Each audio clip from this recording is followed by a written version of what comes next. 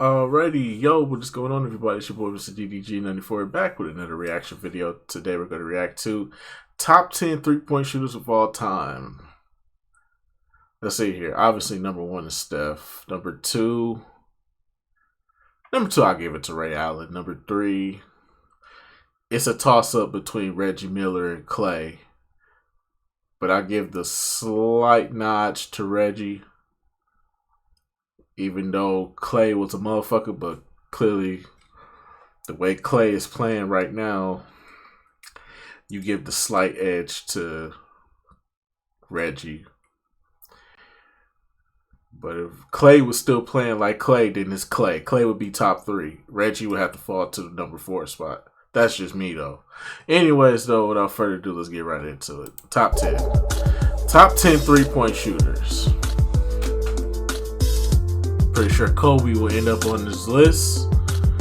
Even though I know some people will be like, Kobe don't have good efficiency from three. It don't matter. When he got hot, he got hot. You don't score 81 points. So this is a video I've been wanting to make for a while. You don't score 81 points and not be a good three-point shooter. A hot topic in the media, and it also seems to be a frequent topic of debate between me and my friends. Just who are the top 10 three-point shooters in NBA history? Sure, you could just look at the all-time list for total three-pointers made and determine the top 10 that way. But let's be honest, if you want a genuine discussion about who the best shooters were, then it's actually a lot more nuanced than that. For some perspective, here's a chart that shows how the volume of three-pointers attempted have been rapidly increasing since its implementation in 1979. I guarantee you that if Steph Curry played at this point in the 80s, he wouldn't have attempted as many three-pointers in his career. That's just not something that they had embraced yet at that point, even though they still had some solid three-point shooters. But that's just one area of nuance that I'm looking at. Here are 6 different categories that I will be factoring in. First off is obviously efficiency. Making a lot of three-pointers alone isn't going to get high on the list, but the player also has to be making them at a KD for high sure. rate. I forgot about KD. The second category is volume. Dirk, in a similar definitely. way, a player can't simply be efficient while being extremely selective with his attempts. A higher volume of threes are needed. JJ Redick. JJ Redick overrated. The third category is a variety of three-point shots. For example, many players have had great percentages over their careers, but they did it primarily as spot-up shooters. If a player can create his own three-point shot, if he can shoot off the dribble, coming off screens, and so on, then it will help him move higher up the list. The fourth category is their all-time ranking for total three-pointers made. Although it's not the only factor, James Harden, it still counts James for Harden. something. Dame for sure. Fifth is the inflation of threes and how good Dale the players Curry for were sure. relative to their own era. And the sixth and last category is how they did in three-point contests. Oh yeah, definitely Mark Price. Without a doubt, this is the least important category. But again, I think it counts for something. Some people laugh at the suggestion of three-point shots being factored in, but then for some reason don't apply that same logic to the dunkers and the dunk contests. For me, it all matters. So now that we're on the same page, let's get into the list. Drazen. Number 10, Steve Kerr.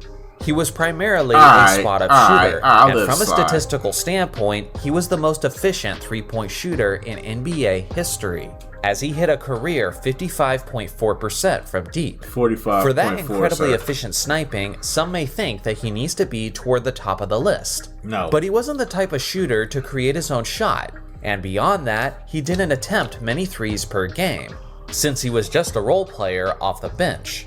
In the 95-96 season, he shot a career-high 2.9 three-point attempts per game, but even in that era, that only ranked him 62nd overall that season. So again, if you have an open three-point shot, there may be no better option than Kerr. But because there's so much more that goes into it, he only barely squeezes into my top 10. Number 9, James Harden. As things currently stand, James Harden is third on the NBA's all-time list in total three-pointers made. And it's only a matter of time before he passes Ray Allen to secure the second spot. James has certain aspects down to a science. At his peak, he could easily create his own three-point shots, As an insanely skilled ball handler, he could get up a shot basically anytime he wanted. Now, the reason why Harden isn't as high as his all-time ranking for total threes is because Harden is very much a volume three-point shooter. Over the course of his career, he was hitting 36.4% of his three-point attempts, which is generally above league average, but that's also the lowest career percentage of any player in this top 10. Number 8, Larry Bird. I forgot about Larry. This legend's ranking among the top shooters has been a point of contention over the last few years. Forget about Some Larry think Legend. he's good enough to be a top 3 shooter in NBA history, while some think it's absurd to have him anywhere near the top 10. Obviously, by my ranking, I find myself somewhere in the middle. Bird was a rookie in the same season that the three-point shot was introduced to the NBA, so he was literally learning that shot as he was going through his professional career. Despite that, he still went on to shoot 37.9% throughout his career. His volume of three-point shots seems low by modern standards, but at one point, he was the leader in three-point attempts per game for 2 straight seasons. Bird also had every kind of three-point shot, as he could hit them off balance, he could pull up in transition, and he could catch and shoot. Throw in the fact that he won the three-point contest in 3 straight years, and yeah, he certainly deserves a spot on the list even without a tremendous volume. Number 7, Peja Stojakovic. This guy has somehow become a generally unknown star of history's past. Throughout the entirety of his career, he was almost always among the league leaders in three-pointers attempted per game. He had a tremendous green light throughout the 2000s when less three-point shots were taken. I can only imagine how many he would be shooting if he played in this modern era. He was a career 40.1% shooter from distance, and at 6 foot 10 inches tall, he could get a good look just about any time he wanted. This is low-key. Peja Stojakovic was like in his prime. I say he was like a prototype of what KD became. That's what I'll say. He was a prototype of what KD became. 6'10" and was a fucking sniper, dog. He was a prototype of KD, but KD became the real thing. So that's where I'll leave it at. This is Peja's current ranking on the all-time list for three-pointers made, and the fact that he's this high on the list as a player who was drafted in the prototype, 90s, bro. who retired in just his early 30s because of injuries, is utterly insane. That should tell you how lethal he was from deep in his era. Number 6, Kyle Korver. This absolute sniper was one of the most efficient role-playing shooters in the history of the game. He was good, but to be on top 10, I don't know if I can put him top 10, bro. At his very best on the Atlanta Hawks in 2015, he was hitting an insanely reliable 49.2% from three-point range, while shooting 6 three-point attempts a night, which was 10th in the league in attempts per game. He had the efficiency and the volume, but the one thing he lacked was the ability to create a shot for himself. If he had that too, then he'd probably be in the top 3 rather than the top 6. Number 5, Damian Lillard. Most definitely. You all know this guy. He's basically in range the second he crosses half court. Pretty much. And although he might not be the most efficient player on the list at a career 37.2%, he certainly is near the top when it comes to volume, as he had 3 seasons where he shot at least 10 three-point attempts per game. On top of that, there's no kind of perimeter shot that Lillard can't hit regularly, as he can hit them while he's off balance, he can hit them off of screens, in transition, or from 35 feet out. He's also extremely clutch from three-point range, thanks to his ability to create space and get a good look for himself. When you take everything into consideration, he's worthy of a top 5 spot. Most definitely. Number 4, Reggie Miller. Speaking of clutch three-point shooters, there's very few better than this guy, as Reggie built his entire reputation and legacy off of his elite perimeter game. Like Steph Curry, Miller used to travel all over the court without the ball, coming off screens and looking for opportunities to get up a quick shot. It didn't matter if he was off balance 30 feet out, or even if he was being fouled during the shot. there was always a good chance of it going in when Reggie was the one shooting it. Yep. He was always among the league leaders in attempts throughout the 90s, and he shot a career 39.5% from that distance, which naturally made him the standard of excellent perimeter shooting during his era. Number 3, Klay Thompson. The second Splash Brother has had many famous moments from three-point range, especially in the playoffs.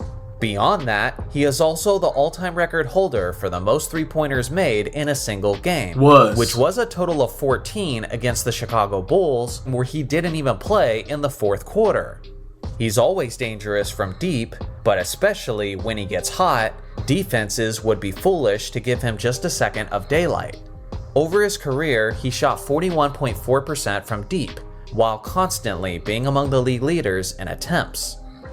Number 2, Ray Allen. Jesus shows For a while, he was the NBA's all-time record holder for three-pointers made, and the fact that he's still in the top 3 despite playing in an earlier era of basketball is truly remarkable. Allen has a deep history of making clutch three-pointers, including arguably the most clutch shot in NBA Finals history. Most definitely. He shot a career 40% from three-point distance on a tremendously high volume of attempts, especially during his era.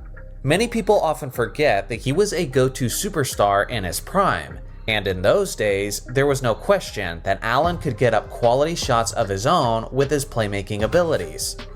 Before we get into Man, I miss Ray Allen in the Bucks days, man. That's what, boy. Why you gotta bring that up? Why you gotta hit me in the heart, man? Why you gotta hit me in the heart, man? Showing them Ray Allen highlights of him on the Bucks, man. Never forget them days, dog. to the completely surprising number 1 spot, here's a look at the honorable mentions. Should any of these players have made the list instead? Yes. Yes, I would have probably I would either put Kobe or KD on this list. Dirk, KD, or Kobe should have made this list. I would have took Kyle Korver off. Kyle Korver comes off. I don't care what y'all say. Kyle Korver comes off. I don't care what y'all say. Kyle Korver comes off. He was a catch and shoot guy. He didn't average a lot of points. Fuck out of here. I'm either putting Kobe, KD, or Dirk on this fucking list. More than likely, I'm leaning towards Dirk, but KD has a good argument. Kobe has a good argument too. Let me know below. Number 1, Steph Curry. Was there ever any doubt? No. This guy helped change the game with his incredible sniping, as he expedited the process of the NBA increasing its three-point shooting. Over his career, he's hitting around 42% of his three-point shots, on roughly 9 attempts per game.